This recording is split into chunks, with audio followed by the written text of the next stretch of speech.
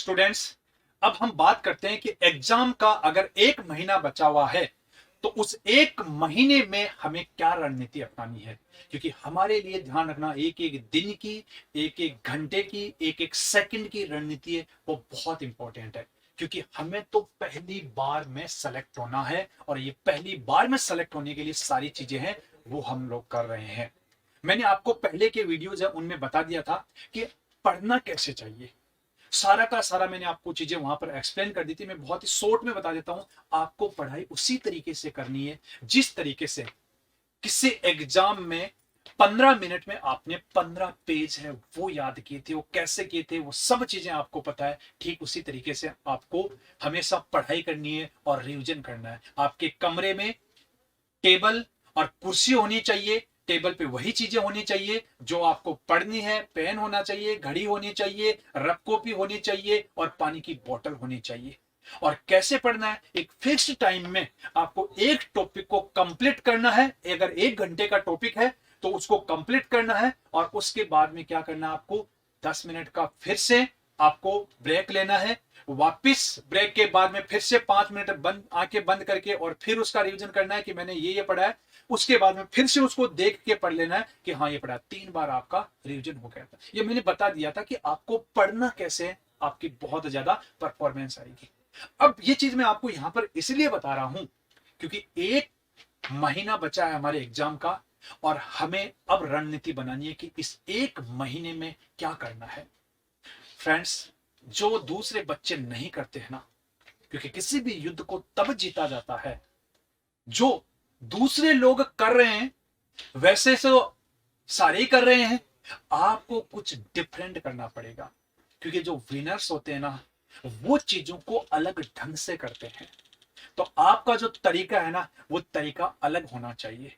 अब आपको एग्जाम से 1 महीना पहले है उसमें क्या करना है, आपको एग्जाम से 1 महीने पहले क्या कर देना है, आपको 1 महीने को 3 पार्ट्स में डिवाइड कर लेना है। आपको 1 मंथ है, 1 मंथ है, उस 1 मंथ को आपको क्या करना है, 3 पार्ट्स में या 4 पार्ट्स में डिवाइड कर लो। इसको 4 पार्ट्स में डिवाइड कर लो। आपको 1 महीने को 4 पार्ट्स में डिवाइड कर लो। हम इसको कर लेते हैं, मान लो 13 डेज, ठीक है। और हम कर लेते हैं 8, और हम कर लेते हैं इसको 6 डेज, और हम इसको कर लेते हैं 3 डेज। मान लो हमने 1 महीने को इन पार्ट्स में डिवाइड कर लिया। अब क्या करना है, पहली बात, 1 महीने पहले आपका जितना भी सिलेबस है ना वो सिलेबस एक बार कंप्लीट हो जाना चाहिए। और क्योंकि आप बार बार रिवीजन भी कर रहे हो तो उससे भी आपका सिलेबस है वो कंप्लीट हुआ होता है। अब क्या करना है आपको, ये जो 13 दिन है ना, इस 13 दिन में बता रहा हूं आपको क्या करना है। सबसे पहले जो है ये 13 दिन आते हैं, इसमें क्या करना है, आपको क्या कर देना है, एक रफ कॉपी लेनी है या पेज ले लेना है और 13 दिन में आपको कौन कौन सा सब्जेक्ट कितने कितने दिन है वो पढ़ना है, आपको लिख लेना है उसमें। और आप जो एग्जाम सबसे पहले हो, जो एग्जाम सबसे पहले उसको सबसे लास्ट में करना। जैसे फॉर एग्जाम्पल मेरा एग्जाम 1 तारीख को, अगर मान लो मेरा एग्जाम्पल जो एग्जाम है वो 1 तारीख को किसी भी सब्जेक्ट का है तो मुझे वो 13वें दिन वो मुझे पढ़ना है। इसका मतलब सबसे जो लास्ट में है उसको सबसे पहले, उसकी वजह बताऊंगा मैं आगे, बताऊंगा उसकी वजह क्या होती है। क्योंकि जब आप रिवीजन करोगे ना तो सबसे पहले जो एग्जाम हो सबसे लास्ट में, तो यहां पर आपको बहुत ज्यादा हेल्प मिलेगी। हर सब्जेक्ट के लिए दिन आप डिवाइड कर लो। जितना भी सिलेबस है ये देख लो, मुझे इस सिलेबस को 13 दिन में रिवाइज करना है हर हालत में। और जब आप इस टारगेट को फिक्स कर लोगे तो आपका दिमाग उतना ही तेज दौड़ेगा। वही टेबल कुर्सी है, उसके ऊपर बैठ जाओ और सामने घड़ी रखो और ये देख लेना कि मुझे 13 दिन में हर सिलेबस को कंप्लीट करना है। तो आपके मान लो 4 सब्जेक्ट है या 3 सब्जेक्ट है या 5 सब्जेक्ट है तो उनको डिवाइड कर लो कि मुझे 2 दिन इस सब्जेक्ट को पढ़ना है, 3 दिन मुझे इस सब्जेक्ट को पढ़ना है, 4 दिन मुझे इस सब्जेक्ट को पढ़ना है, 1 दिन मुझे इस सब्जेक्ट को पढ़ना है। और जिस दिन को आप फिक्स करो ना जिस सब्जेक्ट के लिए, उस दिन चाहे कुछ भी हो जाए, 2 दिन क्या है तो 2 दिन में उस सब्जेक्ट का कंप्लीटली रिवीजन होना ही होना चाहिए, चाहे कुछ भी हो जाए। एक महीने पहले एक चीज और बता रहा हूं मैं, एक महीने के बाद में आपको नई चीजें नहीं पढ़नी है। ध्यान रखना, आप सोचो कि मैं नई चीजें, क्योंकि नई चीजें अगर पढ़ोगे ना तो जो पढ़ी हुई है ना पुरानी चीजें, उनका रिवीजन नहीं हो पाएगा आपका। इसलिए ये बात बहुत ध्यान रखना, जब तैयारी शुरू करो तभी से आप ध्यान रखना कि एक महीने पहले हमें सिलेबस है वो कंप्लीट करना है। नई चीजें हैं फिर उसके हाथ में लगाना, क्योंकि नई चीजों को समझने में आपको टाइम लग जाएगा और उसके बाद में जो रिवीजन करना है वो रिवीजन रह जाएगा आपका। इसलिए ये बहुत जरूरी है। तो आपने 13 दिन में सारे के सारे सब्जेक्ट है जो भी है उनका आपने रिवीजन कर लिया, और सबसे लास्ट दिन है वो रिवीजन जिसकी सबसे पहले एग्जाम है उसका आपने कर लिया। अब क्या करना, आपका पहले रिवीजन हुआ है, यहां पर आपका पहली बार रिवीजन हो गया।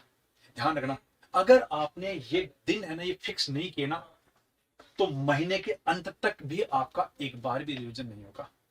और मैं ये कहूंगा इतना फास्ट आपका दिमाग चलेगा ना, इतना फास्ट चलेगा ना कि आप सोच भी नहीं सकते, क्योंकि आप अब उस स्टेज में चले गए हो जिस एग्जाम से जस्ट जो आपको मैंने बताया था 15 पेज की चीज है वो 15 मिनट में कैसे आपने याद की, आप उस स्टेज में चले गए हो और आपका माइंड इतना फास्ट चलेगा कि आप सोच भी नहीं सकते। फिर मैं ये कहूंगा यहां पर एक चीज और, कि अगर आपको ये 13 दिन आप रिवीजन कर रहे हो और यहां पर कोई प्रॉब्लम आती है तो ध्यान रखना उस प्रॉब्लम को लेके बैठ मत जाना कि अब क्या होगा, मुझे तो ये आ ही नहीं रहा है।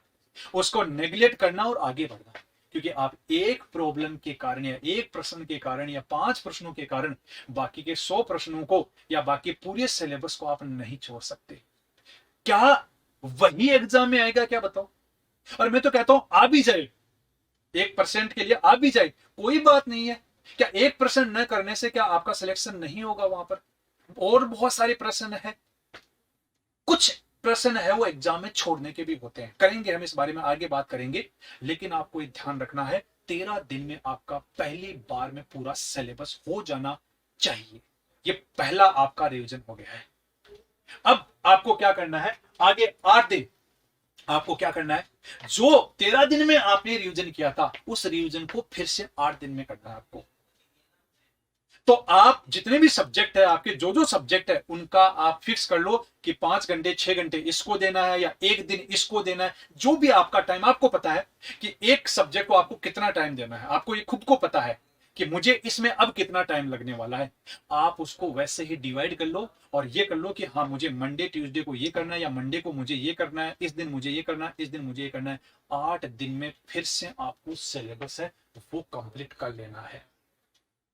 और पढ़ना कैसे और रिवीजन कैसे करना है ये मैंने आपको पीछे बताया है। आपको सिर्फ और सिर्फ आगे बढ़ते रहना है। कोई प्रॉब्लम बीच में आती है, मैं कहूंगा आएगी प्रॉब्लम, उन प्रॉब्लम्स को नेग्लेक्ट करना और आगे बढ़ना। आप लोग देखना, आप में इतना कॉन्फिडेंस आ जाएगा ना, इतना कॉन्फिडेंस आ जाएगा ना आप में कि आपको लगेगा अब तो सिलेक्शन पक्का है मेरा। ठीक है, तो 8 दिन में फिर से आपको क्या करना है, उसका रिवीजन कर लेना है। अब आपके पास में 6 दिन बचे हैं। 6 दिन में जो आपने 8 दिन में रिवीजन किया था अब आपको 6 दिन में करना है। फ्रेंड्स, ये जो तरीके हैं ना मेरे खुद के अपनाए हुए हैं। मैं आपको वही चीजें बता रहा हूं जो या तो मैंने फॉलो किया है या मेरे स्टूडेंट्स ने फॉलो किया है, या मैं अपने जो साथी है, जो और प्रोफेसर है या जो भी मेरे साथी है, मैं छोटे बच्चे से भी सीख लेता हूं। चाहे वो 5 साल का बच्चा है, 2 साल का बच्चा, उससे भी हमें बहुत कुछ सीखने को मिलता है। हर जगह मैंने ये चीजें हैं ये अनुभव किया, मैं सारी की सारी चीजें वही बता रहा हूं आप लोगों को। तो 8 दिन के सिलेबस को अब आपको क्या करना है, 6 दिन में करना है। फिर से डिवाइड कर लो कि इस दिन मुझे ये सब्जेक्ट पढ़ना है, इस दिन ये पढ़ना है, इस दिन ये पढ़ना है, इस दिन ये मुझे पढ़ना है सारा। बीच में कोई प्रॉब्लम आती है कोई बात नहीं है, उस प्रॉब्लम को नेग्लेक्ट करो। या 2 चीजें नेग्लेक्ट करना बहुत इंपॉर्टेंट है। पहली, आपके अगर कोई समस्याएं आती है तो एक समस्या की वजह से बाकी सारे प्रश्नों को या बाकी सिलेबस को खराब मत करो आप। दूसरी चीज, आपको नई चीजें अब नहीं पढ़नी है। आपको लगता है कि हाँ एक आधे घंटे में कोई चीज हो सकती है जो कि बहुत इंपॉर्टेंट थी और आपसे रह गई है, ठीक है उस चीज को कर सकते हो। अदरवाइज आपको कोई भी नई चीज अब नहीं करनी है, क्योंकि नई चीज करने का मतलब है रिवीजन में आपने कटौती की। और रिवीजन, क्योंकि किसी भी एग्जाम के सक्सेस के लिए सबसे इंपॉर्टेंट है रिवीजन और प्रैक्टिस, और आप ये रिवीजन और प्रैक्टिस ही कर रहे हो। आपका यहां पर 3 बार सिलेबस हो जाएगा, आप में कॉन्फिडेंस इतना बढ़ जाएगा कि मेरा पहले भी रिवीजन हुआ था, 3 बार तो मेरा रिवीजन हो चुका है, अब तक 3 बार रिवीजन हो चुका है। सोचो आपका कॉन्फिडेंस बहुत हाई लेवल पे, आपका कॉन्फिडेंस। और कॉन्फिडेंस मत रखना, कॉन्फिडेंस रखना आप। ठीक है, आपके पैरों जमीन पे होने चाहिए, और कॉन्फिडेंस है वो आप में नहीं होना चाहिए। और एक ही चीज सोचनी है आपको, मेरा सिलेक्शन होगा, क्योंकि मैंने इतनी अच्छी रणनीति अपनाई है। और ध्यान रखना, इस रणनीति को फॉलो करना हुआ एग्जाम में, ठीक है। ओके, अब क्या है, अब देखो आपके पास में लास्ट है, मान लो अब से 4th डेज आपका एग्जाम है, तो 3 दिन पहले जितना भी सिलेबस है, उस सिलेबस की सिर्फ और सिर्फ आपको रीडिंग मारनी है। मैं क्या बोल रहा हूं, उस सिलेबस की सिर्फ और सिर्फ आपको रीडिंग मारनी है, जो भी सिलेबस है, जितना भी सिलेबस है। और मैंने आपको पहले कहा था कि आपके नोट्स है वो यहां बहुत काम में आएंगे। नोट्स बनाना क्यों जरूरी बताया था, क्योंकि अब चीजें शॉर्ट में हो गई है, तो 3 दिन में आप कंप्लीटली सिलेबस का जो रिवीजन है वो तभी कर सकते हो जब चीजें आपके पास में शॉर्ट में हो। आप किताब पढ़ने बैठ जाओगे तो क्या वो 3 दिन में हो पाएगी कि सारे सिलेबस की? नहीं हो पाएगी। यहां नोट्स है वो बहुत काम में आते हैं, और नोट्स भी सिर्फ और सिर्फ आपके बनाए हुए काम में आते हैं। इसलिए बहुत इंपॉर्टेंट चीज है, नोट्स भी आपको बनाने चाहिए, आपकी राइटिंग में बनाना चाहिए, शॉर्ट एंड स्वीट बनाना चाहिए आपको नोट्स, क्योंकि ये इस जगह पे काम में आते हैं। अब जिस एग्जाम, जैसे 4th डे एग्जाम है, तो 3rd डे आपको उस सब्जेक्ट की आपको तैयारी करनी है। इस तरीके से आप कंप्लीटली जो भी सब्जेक्ट है उनकी आपको रिवीजन है वो करना। 1 महीने के पहले की जो प्लानिंग है, वो प्लानिंग मैंने आपको यहां पर बताई है सारी की सारी।